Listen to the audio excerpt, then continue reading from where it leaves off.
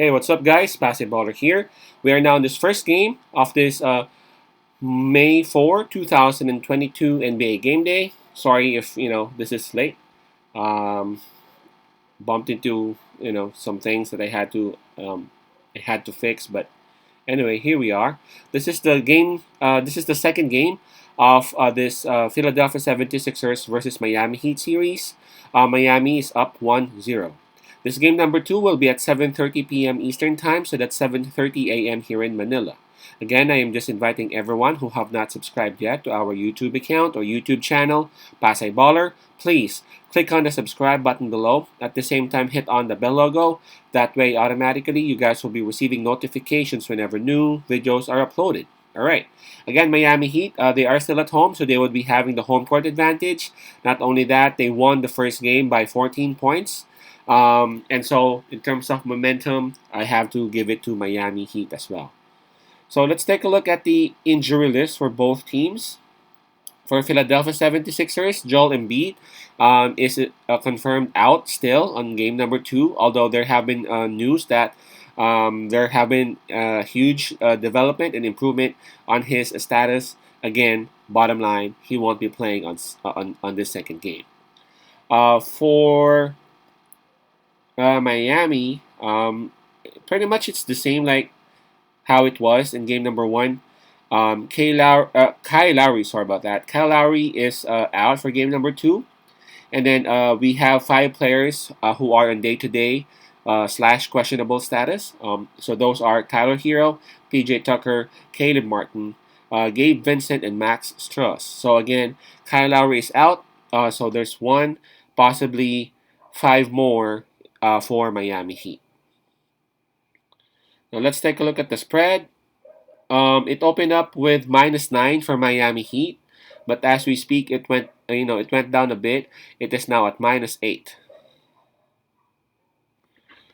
All right. Well, there's nothing much changes in terms of the injury list for both teams. Um, the first game, it actually went as expected. 14 points. Miami Heat actually dominated Philadelphia 76ers for all 4 quarters. Miami Heat actually won the scoring. Also, Miami Heat showed how deep their bench is and how effective their bench is. Man, uh, you can take a look at it.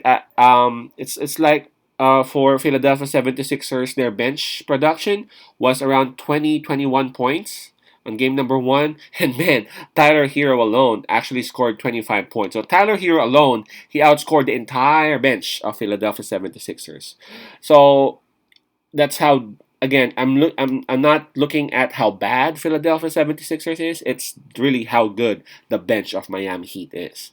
So with Joel Embiid out, I don't think there would be much changes on this. I'm pretty sure that James Harden would be more and should be more proactive and should be more aggressive on this. He only had, I don't know, was it 19 points or 16 points? Let me take a look again. He only had, come on. He only had 16 points. It was Maxey who had 19. James Harden only had 16 points, but he only had 5 assists, man. If I were the coach, nah, forget about the assist, James. Go ahead and score 40 anyway.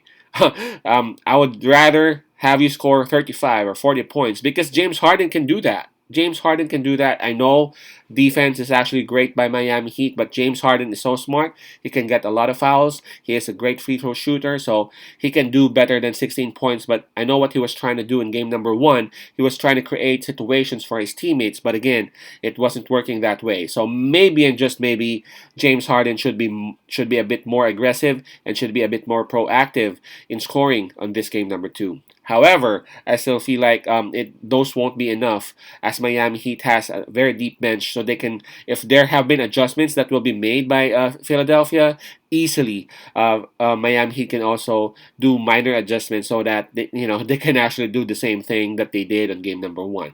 My pick on this one: Miami Heat -8. Heat -8.